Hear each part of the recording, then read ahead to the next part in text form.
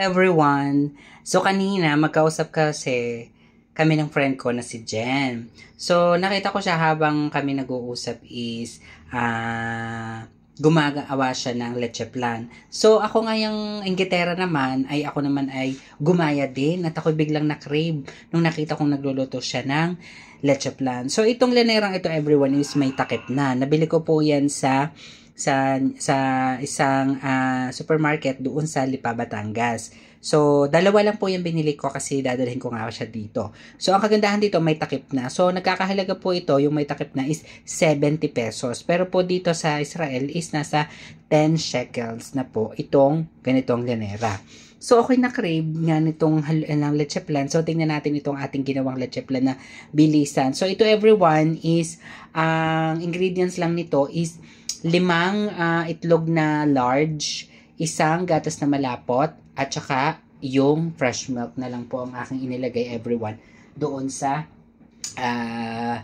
pinakaiba po niya. Then nilagyan ko po ng konting asin, konting lemon extract, at yung fresh po na lemon. And then para po mawala po yung langsa.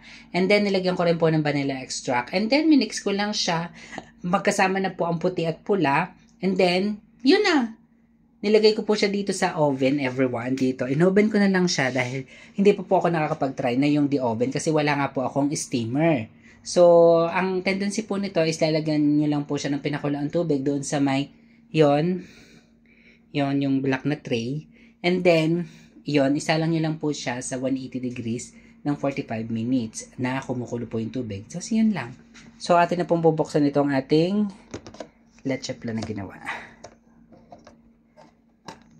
Charan! Diba? Ng bonggang-bongga. So, ito naman. Wow! Charan ng bonggang-bongga. Ang ating leche plan. Diba? So, mamaya, palalamig-lamigin lang natin mamaya yan ng konti lang. Tapos, gusto ko kasi much creamy yung ating leche plan. So, ngayon, much creamy naman itong ating leche plan. Kaya, ayan ay atin ang palalamig-lamigin. So, diba? May takip. Hindi na po tayo yan po yung hindi ko na nalagyan ng mga plastic kung ano man o ng foil. Basta yan, naluto na po siya ng ganyan everyone ng bonggang-bongga. Diba? Napaka-creamy ng ating leche plan. So mamaya-maya ay kakainin ko na yun dahil nga ako ay na-crave nitong leche plan, diba? Ng bonggang-bongga. So I hope naman nagustuhan ninyo everyone. Madali lang po yan.